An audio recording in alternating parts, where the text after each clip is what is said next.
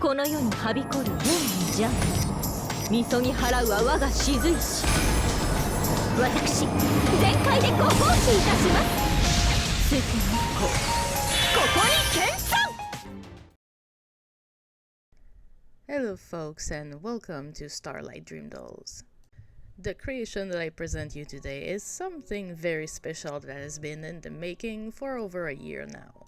As you can clearly see on screen right now, this is not a Monster High doll.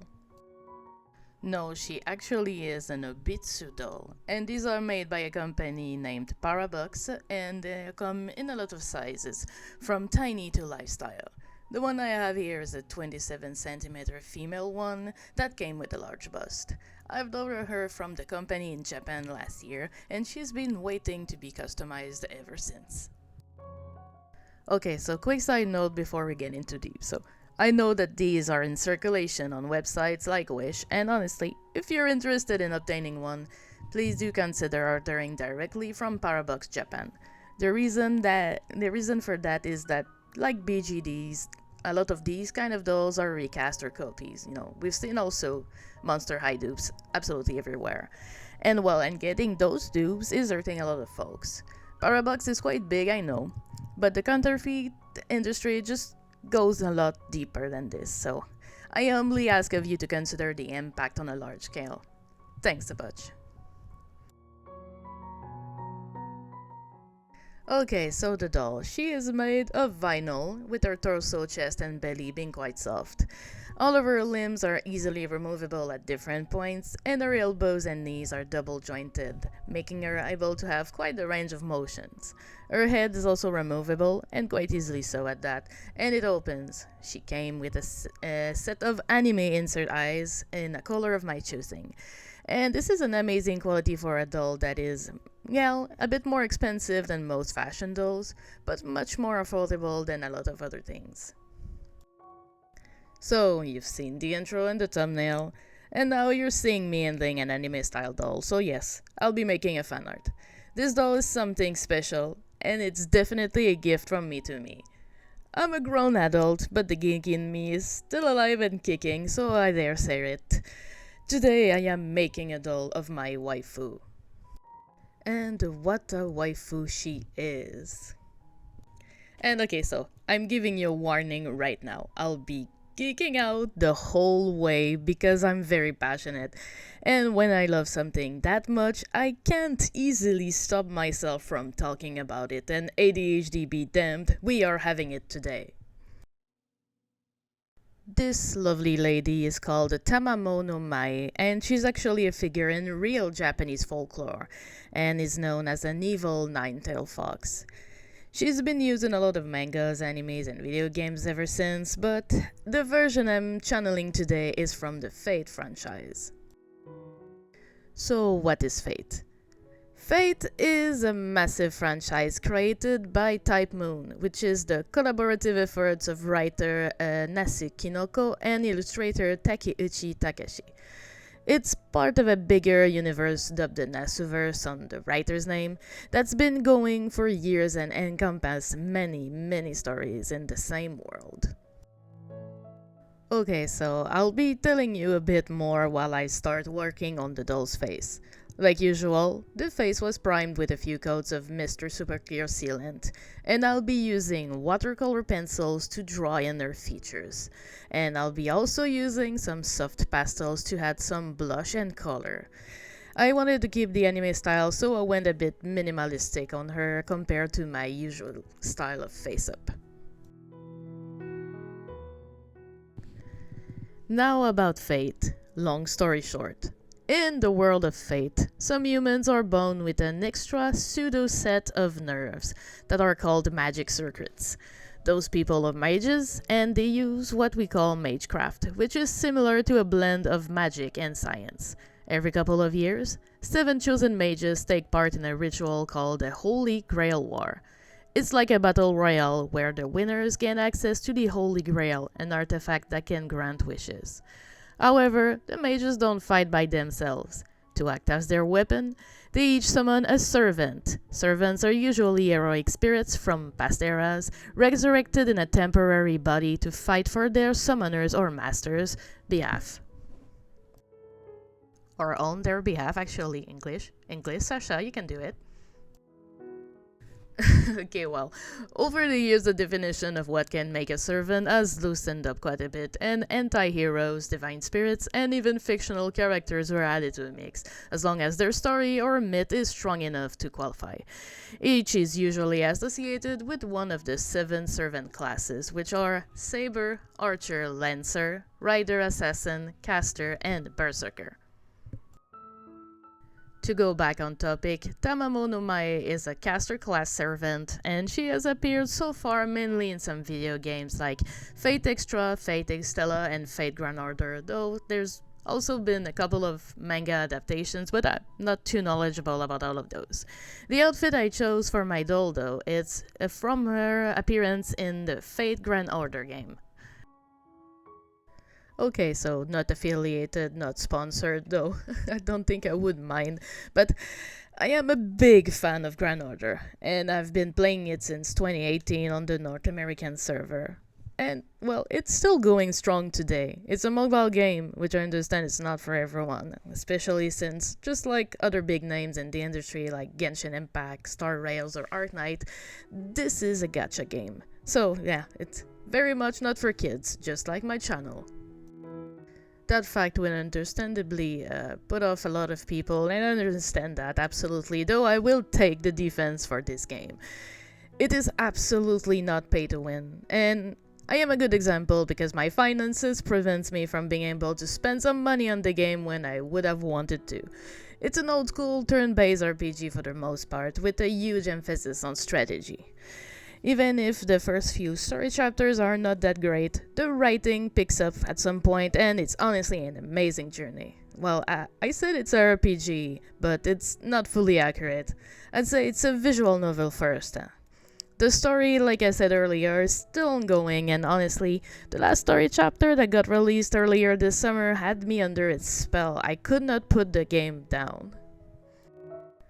So you start the game as a teenage mage, a third-rate one at best, nothing special about you, and you arrive to an organization called Chaldea, whose headquarters is in the Arctic. So Chaldea is a mage-run organization that is meant to prepare to defend humanity and the planet in case of something really bad happening, something that would not be able to be tackled with usual means.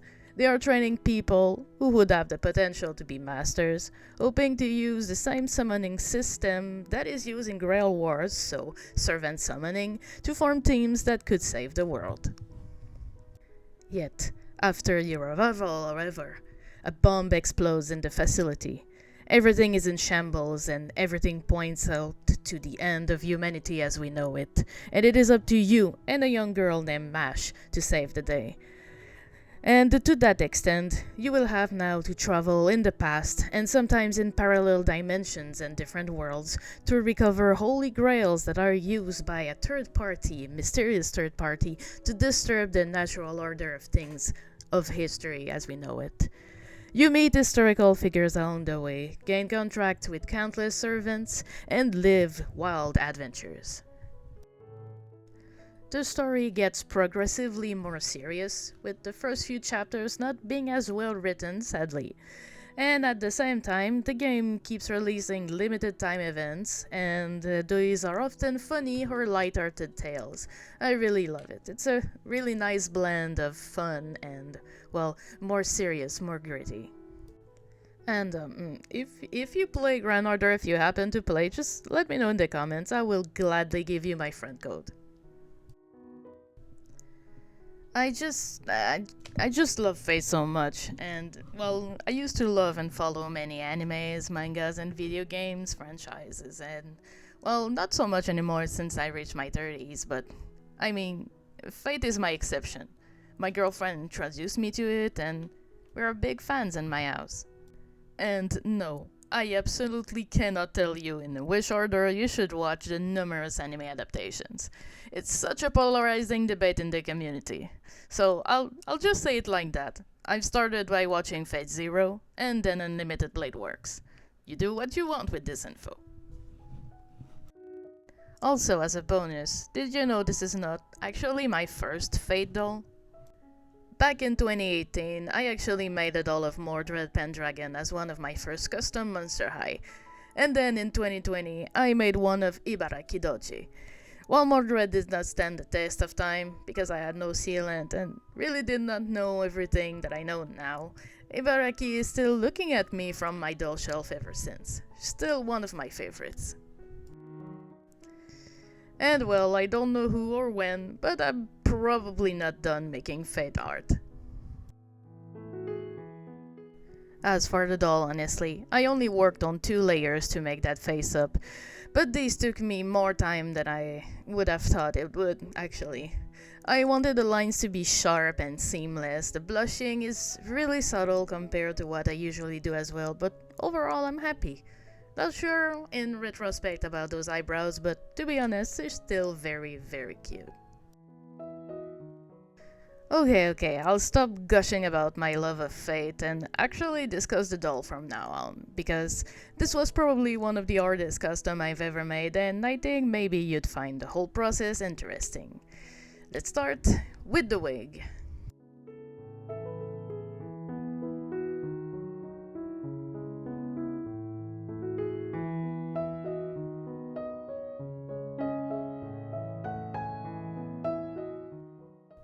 To start the whole wig process, I will first need to make her a wig cap.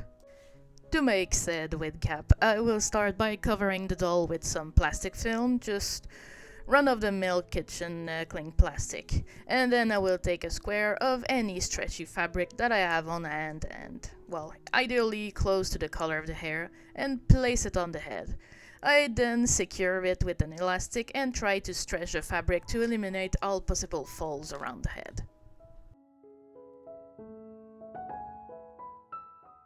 Once that is done, I take some Mod Podge, but you could use virtually any PVA glue to do this, and I cover the whole thing with a good coat of it up to the elastic.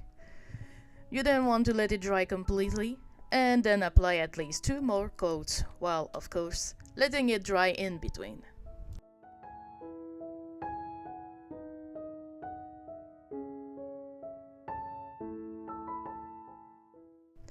Once it's fully dry, you can cut the elastic and release the thing. You should have a rigid, almost plastic E-cap that fits perfectly on your doll. You can then trim it to fit nicely over the scalp, and voila, you have a nice base on which you can glue your hair on. Because I'll start gluing the hair on the cap next, I put the plastic back on the doll to protect her once more. My cap is not as perfect as it could, but it will do the job for what I need it for.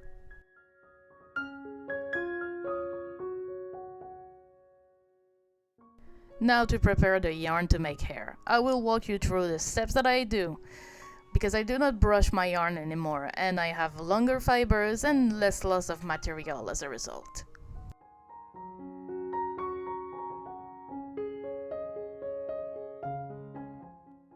I take long strands, as long as I need or even a bit longer than that, and then I unravel the yarn, separating the little twists in individual strands. Then I take those individual strands at their very end and I gently pull to start separating the fibers in something silkier, less bunched up together. And I do the pulling for a little bit of time, until usually when I feel like I'm holding not solid little bunches anymore, but something similar to hair-like fibers, away from the ramen noodle-like appearance. I do stop at some point to start using my flat iron. I could have also started with the flat iron after I've separated the strands and before I started pulling. The idea is it's to alternate these two things and use them in tandem. The more you pull and smooth the fibers, the better they will get, but also the shorter. So you sort of have to gauge how far you want to get that thing going. Once I'm happy with how the fibers are, I make wefts, and I've trimmed the edges on one side to make them straight, and then I lay the fibers against a smooth plastic surface and I add a bit of glue to the edges to bunch them together. Once dry, you can trim the excess glue. And I did that a lot of times off camera, preparing enough hair for the whole head. It would be hard for me to give you an estimate of how much hair I prepped, because it can really vary because of the yarn you're using, the hairstyle you're going for, or even how thick you want the hair to be. Also, I'm well aware that my hair looks like it's separating still a bit in the wefts, but worry not, I have a secret weapon for that later. I've painted the cap pink, just in case, and then I started gluing the wefts on it, using the same glue that I've been using since the beginning, namely my beloved Mod Podge.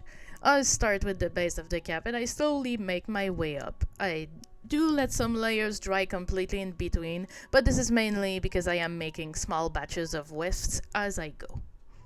I love Mod Podge a lot over some other glues because I just like how it grips without being too tacky, and it dries fairly quickly too. It can also double as a primer or as a varnish, so it's pretty much an all-around tool for my arsenal of tricks.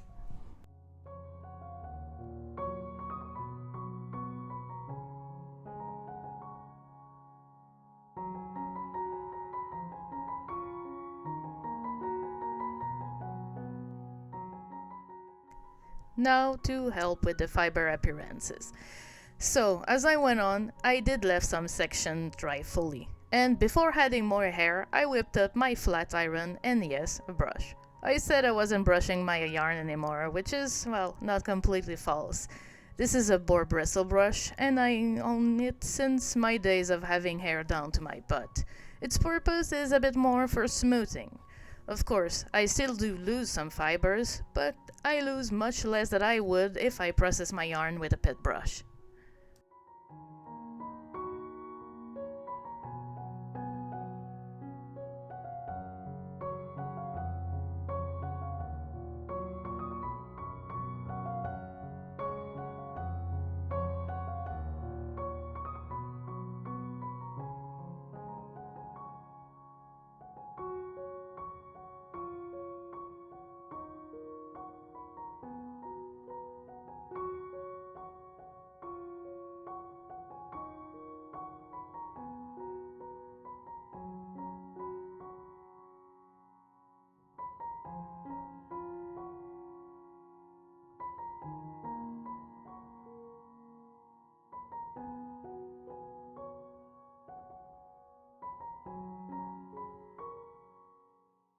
Before I finish the wig, however, there is another thing that I need to tackle, which is a perfect step to do while you wait for things to dry.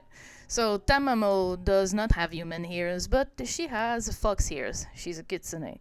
So I'm making these using a bit of craft foam, just cutting off a triangular shape to make them. The foam can be easily shaped with a bit of heat, either from a tea-light candle or a heat gun.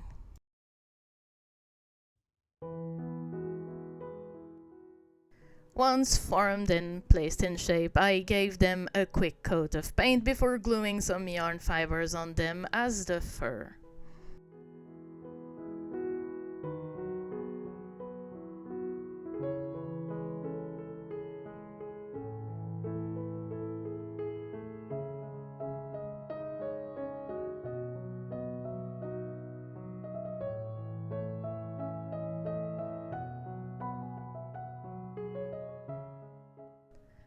I've drawn some markings on the wig cap to help me with placement because I will be gluing the ears using hot glue before finishing adding the wefts of hair.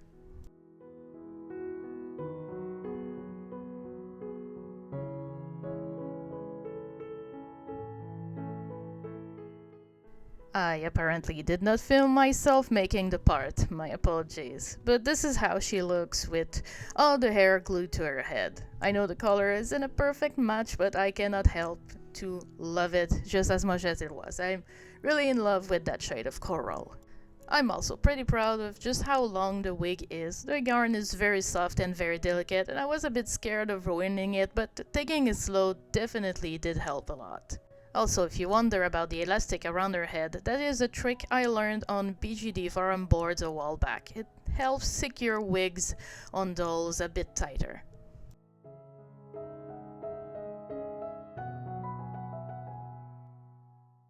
Next, I am flat ironing the strands at the front just so I can cut her bangs. And for that purpose, I'll be using an eyebrow razor and a very sharp pair of small fabric scissors. Next to me, I have a small glass of water, and I wet my fingers at times to help me with styling. I also sometimes use a tiny amount of air gel, but I always do water it down.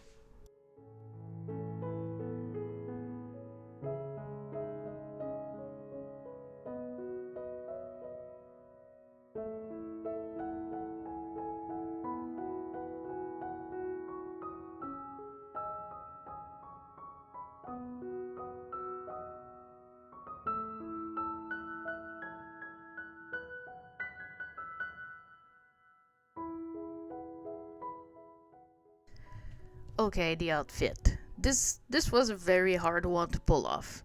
And the very first thing that I did that I needed to do was to give me a head start by making a mock-up just to see the fit. Tamamo has a very large, flowy, multi-layered kimono that also shows a lot of cleavage, and there is no way that I can make a 5-layered garment on this scale and have it look just as good. I had to compromise in a way. Before I go further, however, I want to send a massive shout out to Kim from STELLA and Luna Dolls.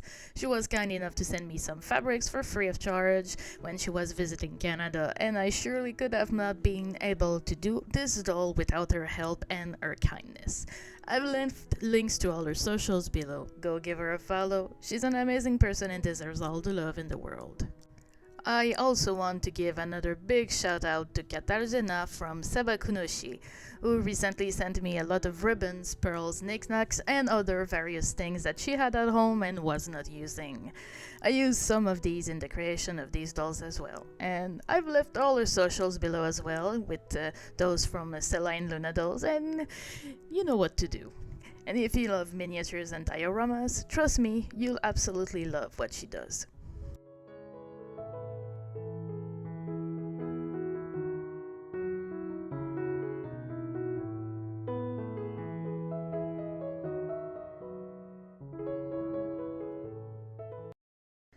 I'm going to put another disclaimer here, just because I want this to be very clear and it's serious. I have a public PO box address, and you can find it pretty easily on some of my socials. I am also open to receive parcels from my followers, and I am also open to accept materials as payment or trades for art. However, I want this to be very transparent.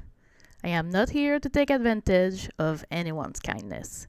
There is also a level of trust and respect that needs to be involved in things like this. Conversations need to happen, and consent from both sides is extremely important. Also, there is another point that I want to be very clear. If you happen to be underage, I do not wish to have those kinds of interactions with you at all.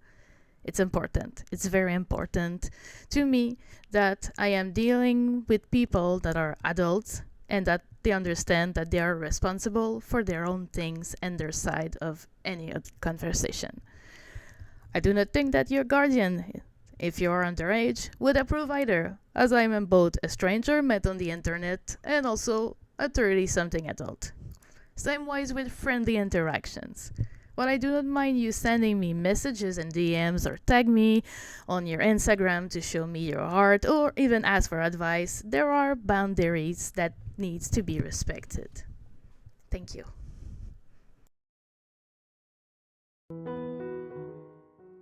Okay, so now that I have an idea of how much fabric I need to have this kimono fit the way I want, I can make an approximate pattern and use that to construct the garment. I am no pattern making expert at all, to be honest. I only do what I think makes sense, and I adapt as I go. I guess the first that it's not my first kimono either, it's helping.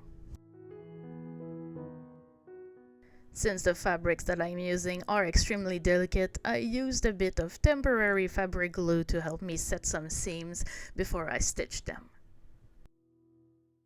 Since I will be faking quote-unquote a multi-layered garment, I will focus mainly on what is visible.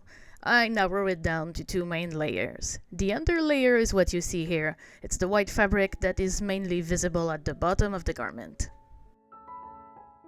On top of the garment, around the torso and upper limbs, the white garment is not really visible at all. However, a black layer of fabric does show through on her arms. So my plan was to make the first layer all white, except for the sleeves. These are going to be black.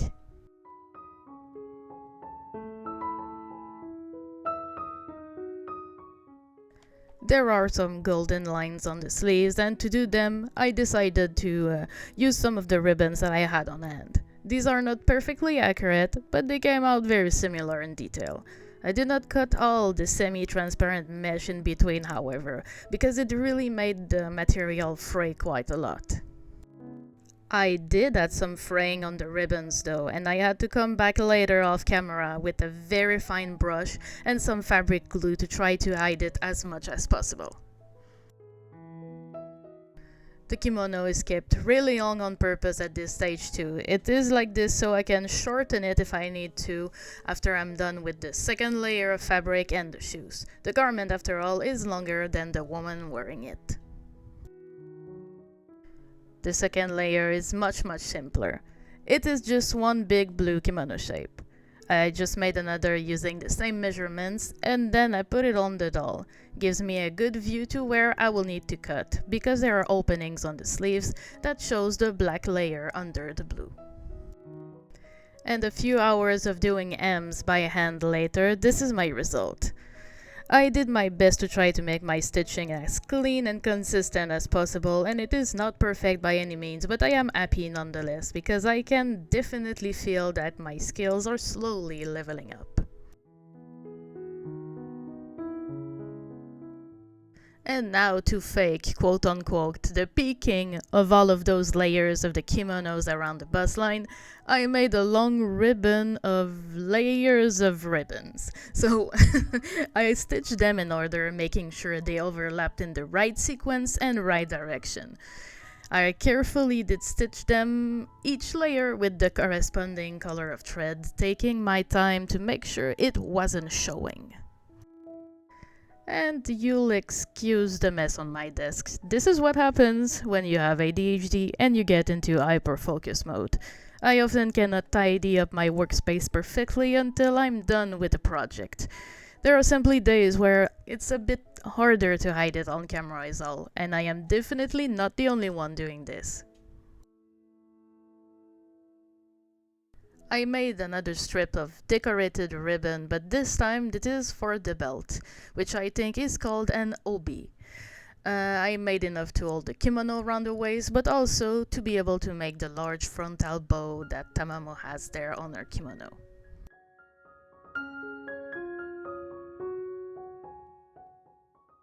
There is also another strip there that holds it at the front, and for it, you guessed it, I used more ribbons.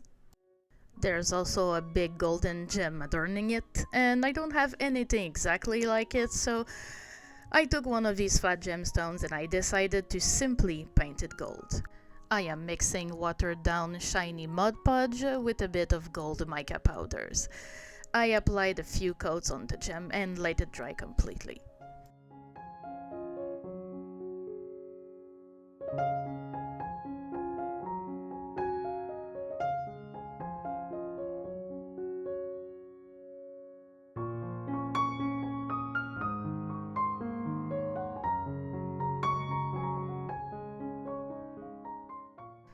Tamamo-no-Mae also has two white tassels, if that's how these are called, right under the bow on her chest. I made these with yarn strands. I simply straight ironed them without pulling or brushing them.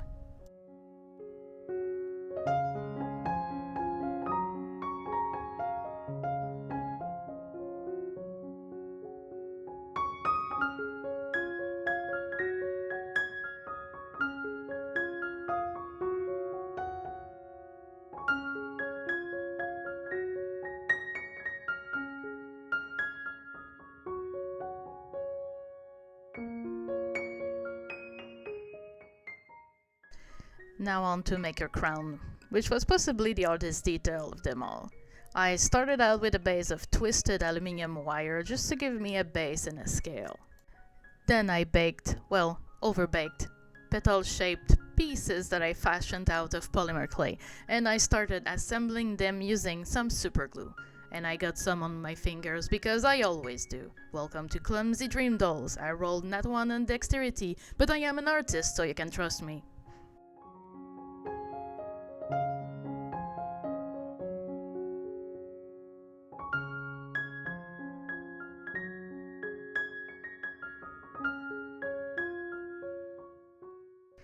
To make the dangly attachment, oh, English failing me once again, well, I started by gluing some pins inside the crown, and then I made them using golden thread.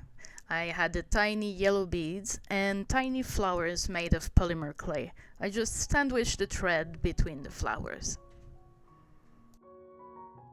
Then I finished the ornaments by using some super glue to add the miniature bells that took me way too much time to sculpt for something this tiny to the dangly bits. All my love and respect for those who are making miniature things. I mean, I learned while doing this doll that I could never have the patience to do complex pieces, so you have my eternal admiration. I finished the crown with a coat of gold paint. Then, despite my fears of the result, I am pleasantly surprised. I'm pretty sure someone with a 3D printer could do something even more majestic, but that's not something that I have, so I give myself the right to feel a hint of pride.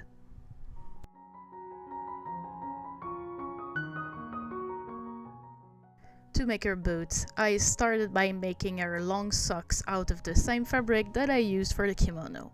I folded it around the leg and sewed it like this to have as close of a fit as I could get. When finished, I simply had to turn them inside out to hide the seam line and glue some soles that I had made out of polymer clay.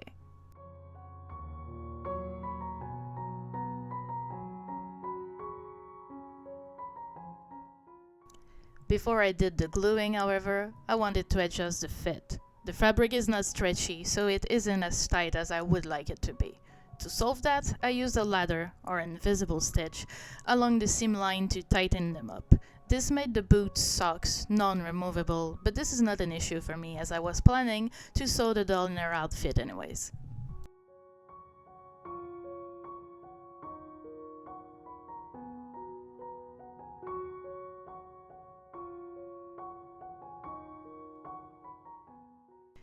Before putting the doll in her final form by sewing the garment on her body, I went in and added a tiny bit of body blushing to her cleavage and hands. I would not necessarily recommend this on this kind of doll, however, because the bust is squishy and squishing her could crack and remove the sealant, but I just wanted to add a little bit of color still.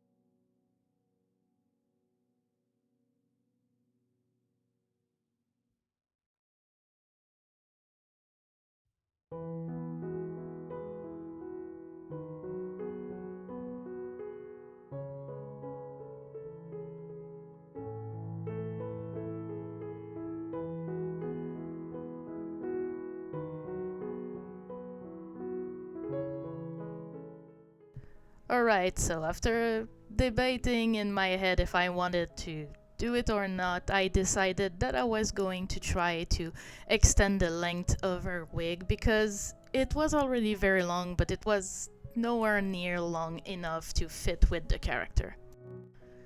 So to extend the length of the hair, I glued some extra wefts inside. I sandwiched them between layers. If you replicate that, I would advise to use smaller width of wefts so you can still have some movement. I have to do it after it has dried and I was absolutely terrified to cut strands that I didn't want to cut.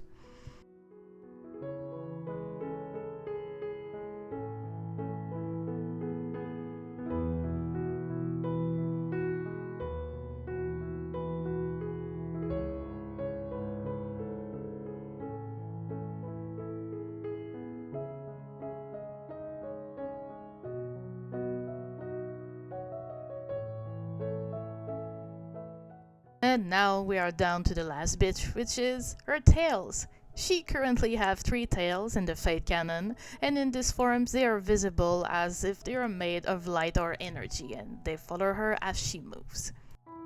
I cut out 6 tail-shaped craft foam pieces and assembled them using some tape, but you could use hot glue. And then I stuffed them, and I would normally think about yarn fluff, but I currently don't have any on hand, so I used some bubble wrap. I took some very light blonde yarn that I had and processed the fiber the same way that I would with the hair weft that I made for the wig. And then I used my trusty Mod Podge to cover the tails, slowly going down to hide the glue as I went.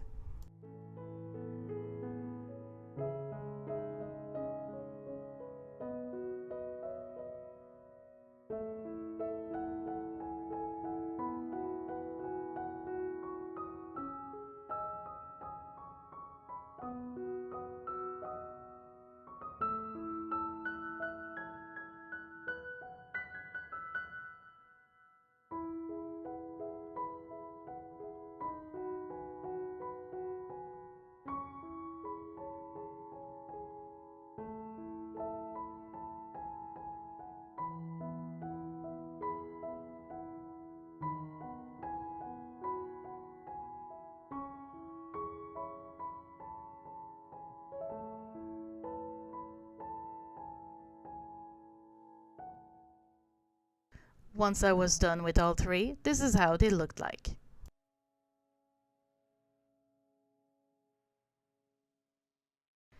I glued them together, then passed a wire through the base. The tails are lightweight, but they're still too heavy to help balance the doll, so I was trying to find a way to maybe attach them to a stand, hoping that this would solve the issue.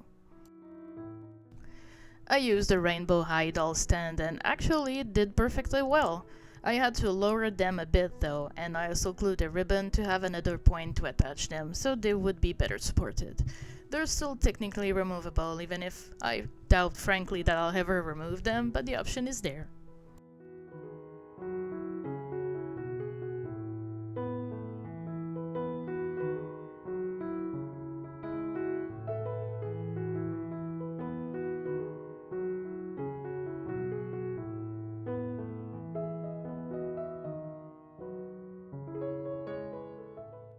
So this doll was a huge project and editing this video was quite exhausting, so I hope you still enjoyed it, even if I, had to gush out about a game that I love at the beginning. Though now it's time to show you the finished product, and I sure do hope that you're going to like her.